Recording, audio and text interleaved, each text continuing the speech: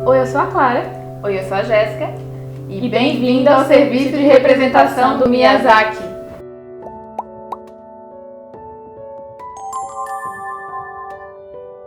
Calma. Hoje a gente não vai fazer análise de vídeo nenhum.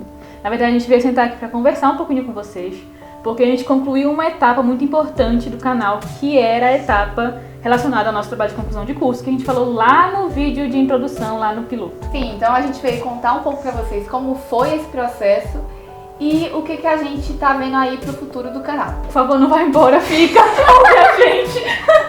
Nunca te pedi nada. Então, para começar, a gente queria falar um pouco sobre como foi fazer a análise desses 6 filmes e do que a gente percebeu que eles tinham em comum.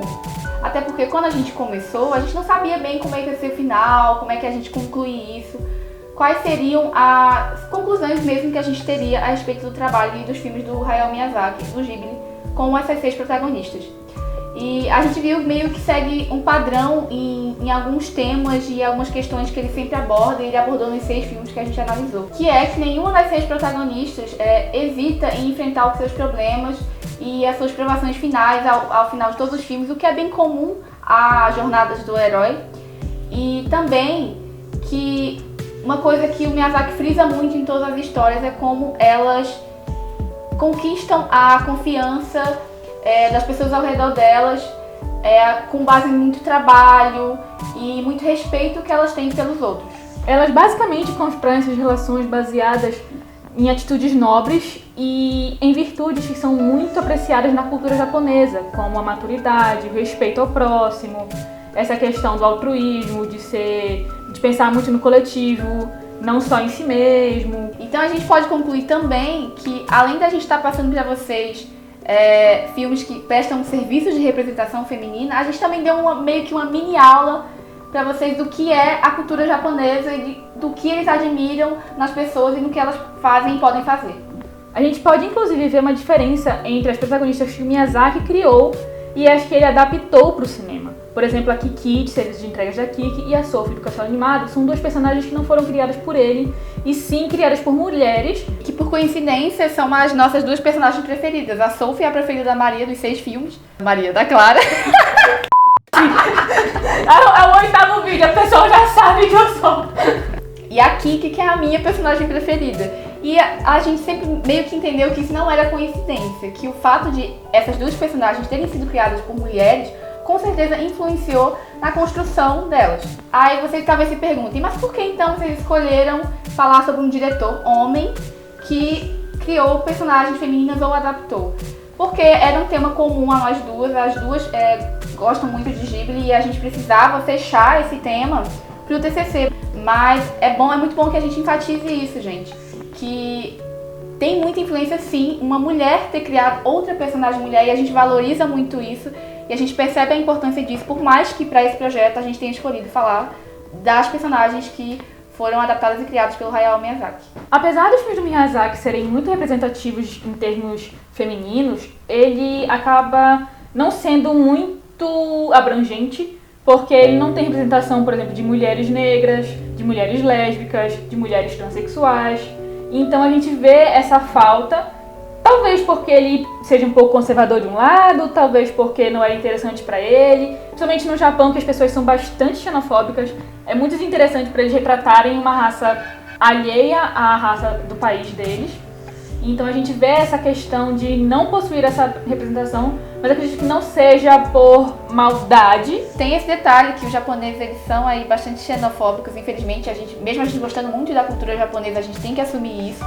A gente tem que enxergar também os defeitos ali, coisas que eles nem enxergam como defeitos, né? Mas uma característica Exato. da cultura deles. Então é um filme que conversa muito com as mulheres e principalmente da cultura japonesa. Não tem essa representação LGBT e de outras etnias que poderiam ter entrado. Tanto que nas obras japonesas é muito comum os autores acabarem estereotipando os personagens negros, os LGBT, porque é um país bastante conservador e bastante preconceituoso em certos termos, apesar dele ser bastante avançado em outros. E justamente por isso, por ele falar de mulheres cis héteros, a gente pode falar sobre esse assunto com mais propriedade, porque eu e a Clara somos duas mulheres cis hétero, e a gente tem que enfatizar também que o Miyazaki não é assumidamente feminista. A gente explicou lá no vídeo piloto que essa questão da representação tem base nos movimentos feministas, foram os feministas que começaram a debater gênero, só que ele nunca em nenhum momento declarou, em nenhuma entrevista, a gente não encontrou nenhuma fala dele se assumindo feminista, de nenhuma forma. Isso é uma visão que a gente tem quando vê as obras, não só a gente, mas muitas outras pessoas que gostam de Ghibli ao redor do mundo. A gente percebe que ele tem esse tom feminista por preferir ter protagonistas femininas fortes. Inclusive, justamente por ele não ter esse posicionamento assumido, ficar mais nessa do que a gente acha, tem um autor britânico que tem alguns livros publicados sobre cultura japonesa e sobre o Hayao Miyazaki, que foi um livro que foi publicado ali no final dos anos 90, ele não engloba toda a obra dele, mas um dos adendos, uma das observações que esse autor faz é que em muitos momentos o Miyazaki é extremamente conservador nas obras dele, nos filmes dele. E a gente também percebe isso, por exemplo, no documentário, e que a gente percebe que ele tem um pé muito fincado no tradicional, em que ele pede que as pessoas saibam respeitar os mais velhos, e a gente vê isso muito forte em alguns filmes como A Viagem de Chihiro, por exemplo. Ele é meio controverso, ele é uma pessoa muito controversa, Hayao Miyazaki, porque ele tem essa pegada aí que a gente vê muitas vezes que é conservadora, mas ao mesmo tempo ele tem esse tom completamente feminista. Só que apesar disso tudo, dele ter construído esse império, dele ser um cineasta muito conhecido no Japão e muito respeitado, ele não fez escola no Japão. Ele basicamente não criou uma geração de autores que focavam em mulheres, em personagens femininas fortes dentro das histórias. E não estereotipadas. Exato. Uma coisa que a gente vê muito hoje em dia, que inclusive ele fala no documentário, é que ele fala que os otakus estragam tudo. Ele fala isso porque as pessoas que estão agora produzindo animes e animações dentro do Japão são pessoas que estão ali fazendo aquilo para satisfação própria. Elas não estão criando uma história para os outros, como o Miyazaki sempre fez. Então, ele acabou não se tornando uma influência muito grande para os outros, até porque o Japão é um país bastante machista. Só que é um machismo um pouco diferente do machismo que a gente enfrenta aqui no Brasil. E ele acabou não criando essa tradição de tentar fazer com que as pessoas vissem mulheres como fortes e como capazes de serem protagonistas de uma história e heroínas dela. E ele fala também que ele acha que os otakus que estão escrevendo agora, os mangakas atuais, não é possível que eles se baseiem em pessoas reais para fazer os personagens. Uma coisa que ele enfatiza muito, o que eles estão vivendo, quais são as experiências que eles estão tendo, porque esses personagens que eles criam não parecem com pessoas reais, que é uma preocupação constante que ele tem. Fazer a produção desses vídeos foi algo muito bom e algo ruim ao mesmo tempo, e legal, e chato, e estressante, e divertido, porque a gente enfrentou situações que a gente nunca imaginou que a gente ia enfrentar. A gente achou que ia ser muito mais fácil fazer esse vídeo do que acabou sendo. Tive problema com edição de vídeo, tive problema com computador, tive problema com música, tive problema com áudio, com internet. Então, tudo! Viagem, com agenda. Tudo de errado. Tudo que tinha pra dar errado, deu errado. Então, porque a gente planeja, mas nunca sai como planejado, não é mesmo? Exato. Inclusive, a gente tinha um cronograma em que, teoricamente, os vídeos deveriam ter começado a ser lançados em agosto e teriam sido lançados um vídeo por semana. Só que a gente acabou tendo muitas entrevistas no meio do caminho e a gente teve que atrasar esse lançamento desses vídeos até pra gente conseguir fazer tudo certo. E a gente teve bateria de gravação, teve dia que a gente ficou até 3 horas da manhã gravando e a gente tinha que acordar no outro dia às 7 pra ir trabalhar. Pois é, e isso bate naquela questão de que vida de youtuber não é fácil. Não é, gente, é um trabalho mesmo, ainda mais que se a gente tá fazendo pro TCC pra concluir a nossa graduação, é um trabalho mais sério ainda. Foi uma coisa assim que em vários momentos foi muito estressante, porque é um tema que a gente gosta, mas como diria a Kiki, quando você faz de uma coisa um trabalho, não é tão divertido assim. Então você tem que realmente levar o que você tá fazendo a sério. Principalmente porque esses vídeos deram muito trabalho pra gente fazer análise. Pra vocês terem noção, a gente tinha roteiro pra cada um dos vídeos e alguns dos roteiros tinham 6 páginas. Por isso que os vídeos ficaram tão grandes. A gente não conseguia reduzir, porque a gente precisava falar muito de cada pequeno detalhe que fazia a história tão boa e tão complexa e tão representativa assim. A gente não sabia ainda como ia roteirizar, então conforme a gente foi roteirizando, a gente viu o quanto a gente estava se aprofundando na obra e a gente viu o quanto era necessário que a gente fizesse aquilo para dividir isso com vocês, mas como boas jornalistas de informação, a gente se dedicou, até porque a gente não queria só fazer as análises por satisfação própria, a gente queria passar essa informação da melhor maneira possível para quem estivesse assistindo. Uma das referências do canal, que não foi uma referência logo no começo, mas virou uma referência agora no final, Não foi intencional. foi a Anita Sarkeesian do Feminist Frequency, que é um canal americano. Ela é uma crítica de mídia que já tá no YouTube faz uns quase 7 anos, mais ou menos. E ela trabalha justamente com essa questão de analisar a representatividade feminina dentro dos jogos, dentro de tipos diferentes de mídia. Não foi uma inspiração, assim, direta e intencional. Conforme a gente foi... Como a gente estava falando anteriormente, muita coisa do resultado final a gente só descobriu como ficaria durante a produção mesmo.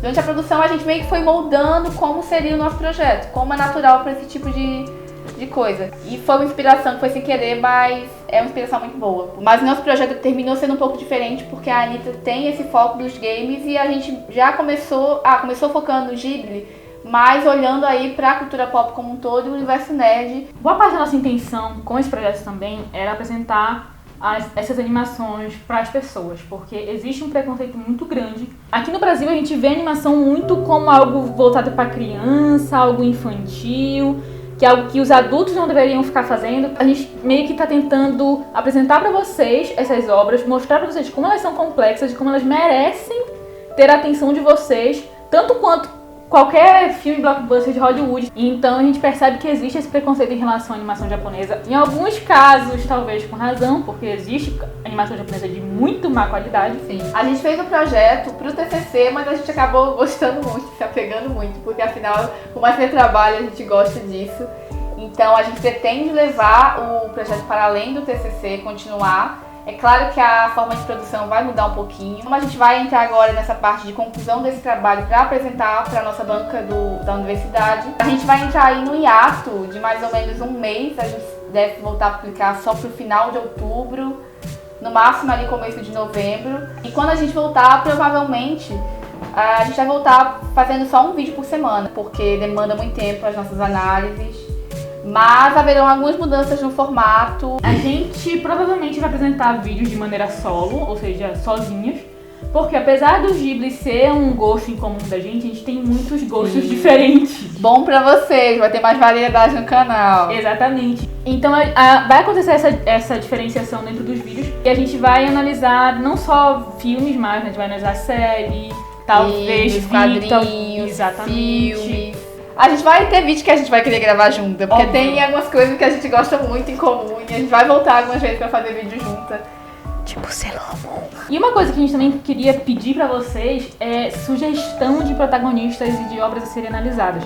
Mesmo que vocês achem que a gente deve analisar elas de maneira negativa. Tem uma hora que a gente meio que fica perdido dentro dessa história e a gente não sabe o que assistir, o que consumir pra poder passar essas coisas pra vocês. Podem comentar pra gente, podem mandar na caixa de comentários, postar na nossa página no Facebook, que a gente vai ler, a gente vai anotar. É sério, a gente vai anotar, porque a gente... porque a gente é curiosa, quer saber. Agora no começo a gente tem vários nomes na lista pra serem analisados. A gente já tá com muitas ideias. Mas talvez daqui pro ano que vem essas ideias já estejam um pouco esgotadas, já surjam mais.